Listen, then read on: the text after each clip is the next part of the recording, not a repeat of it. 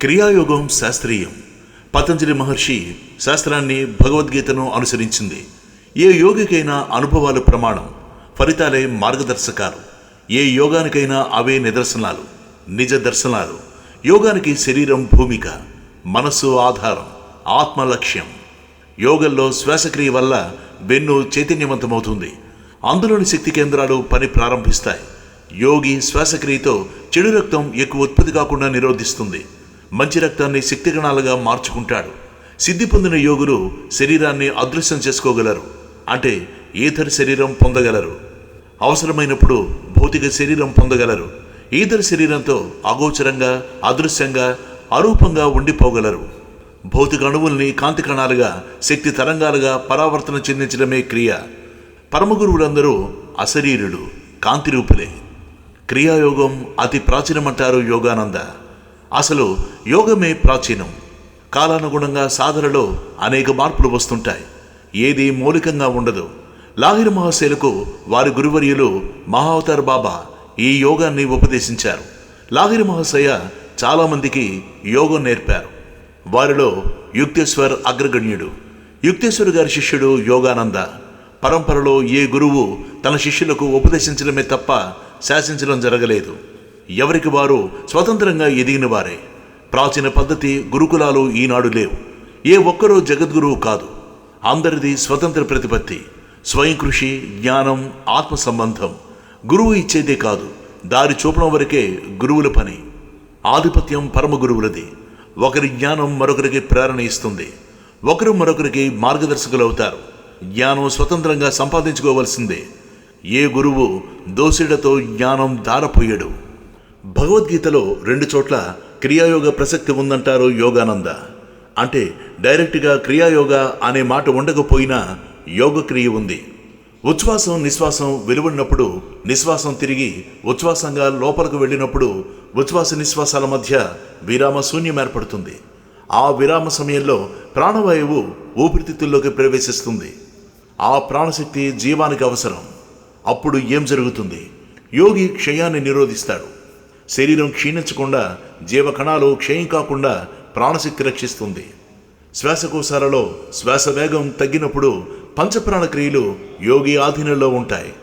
అంటే శరీరం క్షీణించడం కానీ, రోగగ్రస్తం కావడం కానీ జరగదన్నమాట.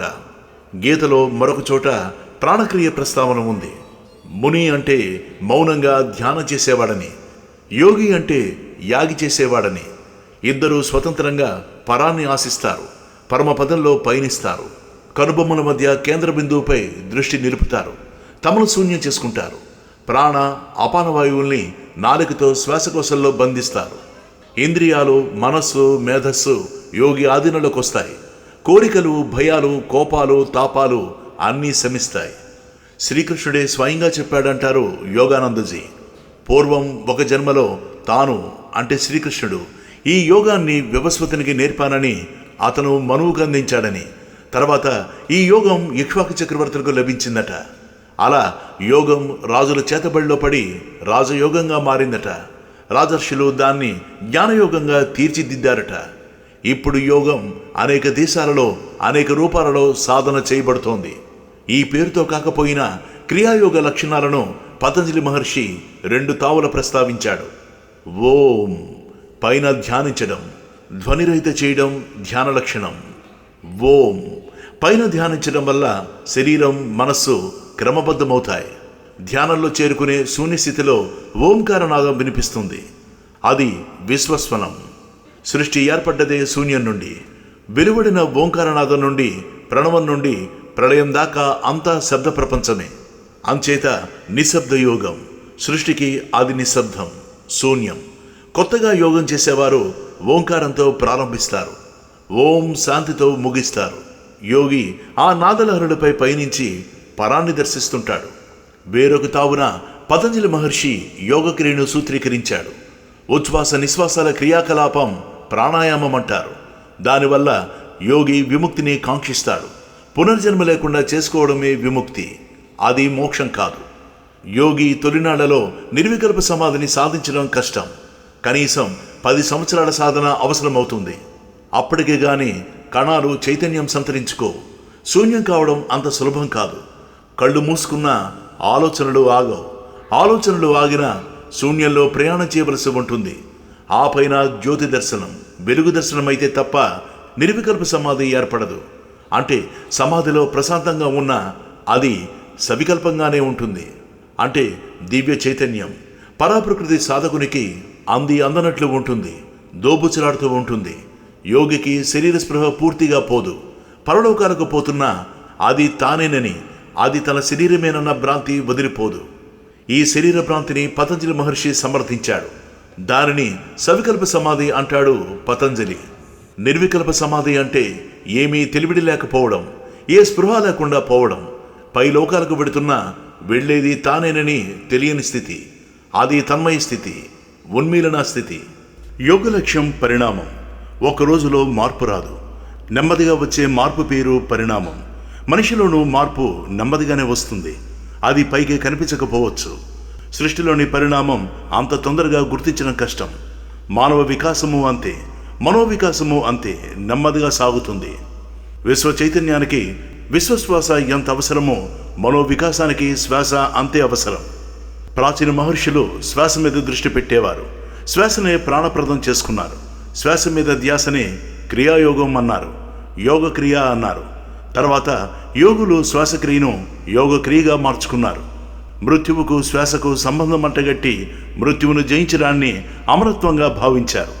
అందుకు శ్వాస యోగం ఆలంబనమన్నారు. శ్వాసక్రియను నియంత్రించడం వేరు, శ్వాసను బంధించడం వేరు. అవి రెండు వేరు వేరు, రెండు యోగికాలే కావడానికి. క్రియాయోగి మనస్సుతో జీవశక్తి పైకి క్రిందికి ప్రసరించడాన్ని అనుభూతిస్తుంటాడు. వెన్నుపైనున్న 6 శక్తి కేంద్రాన్ని తట్టి లేపి చైతన్యంతో నింపుతాడు. ఆ చక్రాలకు మనిషి జాతక చక్రంలోని 12 రాసులకు సంబంధం ఉంటుంది. భా చక్రం విశ్వపురుషుడు. అన్ని రాసుల్లోని నక్షత్రాలకు గ్రహాలకు వేర్వేరు ఆస్ట్రల్ పవర్స్ ఉంటాయి. వాటిని గ్రహ బలాలు అంటారు. వెన్నెముకలోని అంటే వెన్నుపైన ఉండే 6 శక్తి కేంద్రాలను 6 నిమిష కాలంలో చైతన్యంతో నింపవచ్చు, శక్తిపూర్ణం చేయవచ్చు. అక్రియాయోగం లక్షణం కూడా అదే. మనిషి సూక్ష్మ ప్రపంచం ఖగోళాన్ని పోలి ఉంటుంది. సూర్యుని చుట్టూ 6 గ్రహాలు తిరుగుతున్నట్లే మనిషిలోనూ 6 గ్రహాలు సంచరిస్తుంటాయి. సూర్యుడు అనే ప్రాణం చుట్టూ 6 గ్రహాలు చరిస్తూ ఉంటాయి. ప్రతి ఒక్క గ్రహానికి ఉత్తరాన 1, దక్షిణాన 1, 2 సంచార స్థానాలు ఉంటాయి. ఈ గ్రహాల ప్రభావం బాహ్య శరీరం పైన ఉంటుంది, సూక్ష్మ శరీరం పైన ఉంటుంది. బాహ్య జగత్తు ఎంత ముఖ్యమో అంతర్జగత్తు అంతే ముఖ్యం, అంతకన్నా ఎక్కువ కూడా. మనిషి ఋతువలయాన్ని 12 సంవత్సరాలుగా నిర్ణయించారు. ఒక మార్పు సంపూర్ణం కావడానికి 12 సంవత్సరాలు పడుతుంది. మనిషి విశ్వ చైతన్య పురుషుడు కావడానికి 10 లక్షల సంవత్సరాలు పడుతుంది. క్రియాయోగ సాధన ఒక రోజులో 8.5 గంటలు పడుతుంది. అప్పుడు పరిణామంలో 1000 సంవత్సరాల ప్రగతిని నమోదు చేసినట్లవుతుంది. అంటే ఒక సంవత్సరం వ్యవధిలో 365,000 సంవత్సరాల ప్రగతిని సాధించవచ్చు. అంటే 3 సంవత్సరాల క్రియాయోగ సాధన 10 లక్షల సంవత్సరాల పరిణామ ప్రగతిని అందిస్తుందనుకోవాలి.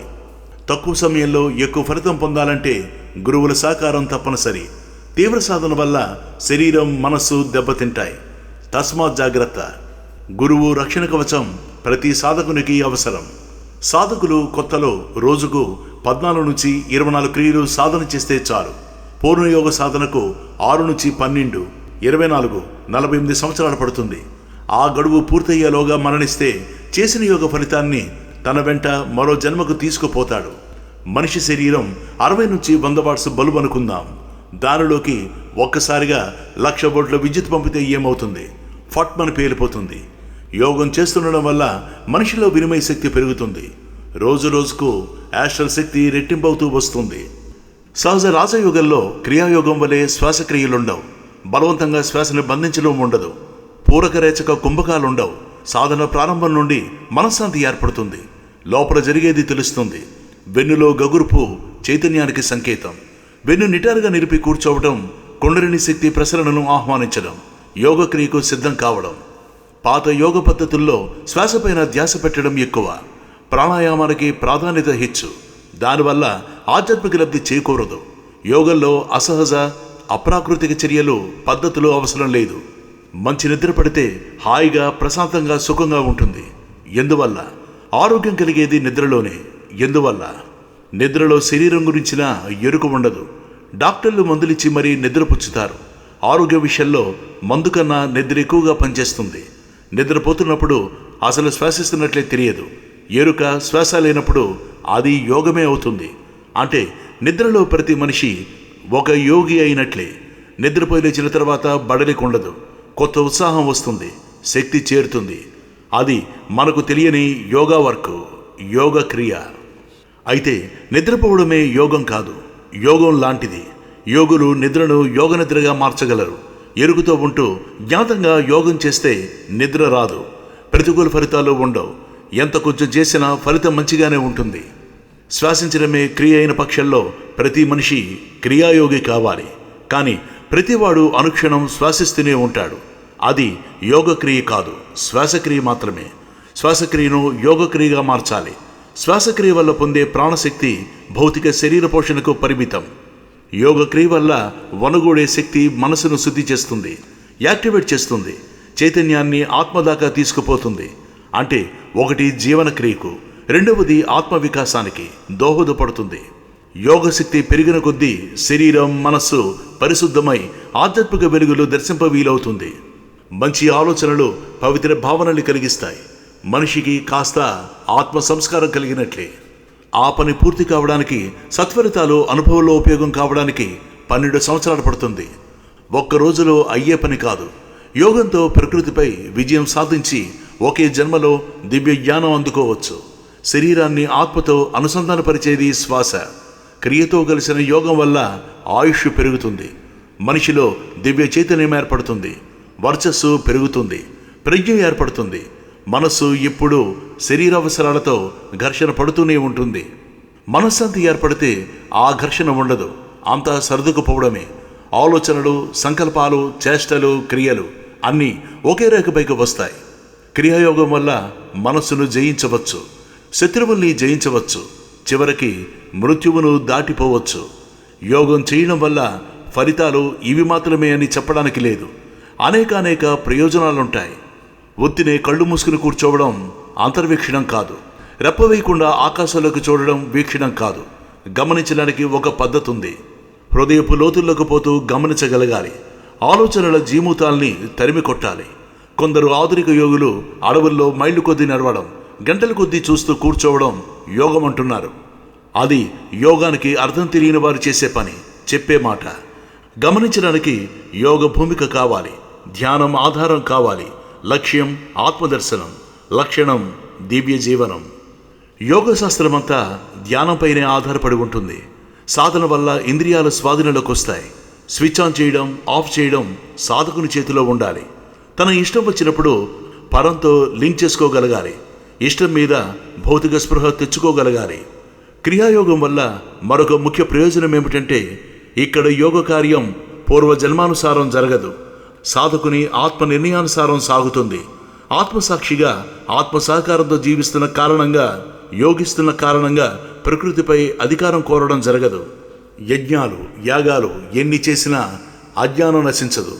ఆత్మ సంస్కారం మాత్రమే జ్ఞానాన్ని ఇస్తుంది. జ్ఞానానికి బాటలు వేస్తుంది, ప్రజ్ఞకు వాకిళ్లు తెరుస్తుంది. నేనెవరు అనే ఆత్మతత్వ విచారణ తప్ప ఆలోచన అనవసరం. కలలు నిజం కావడం వేరు, నిజాన్ని కలగనడం వేరు.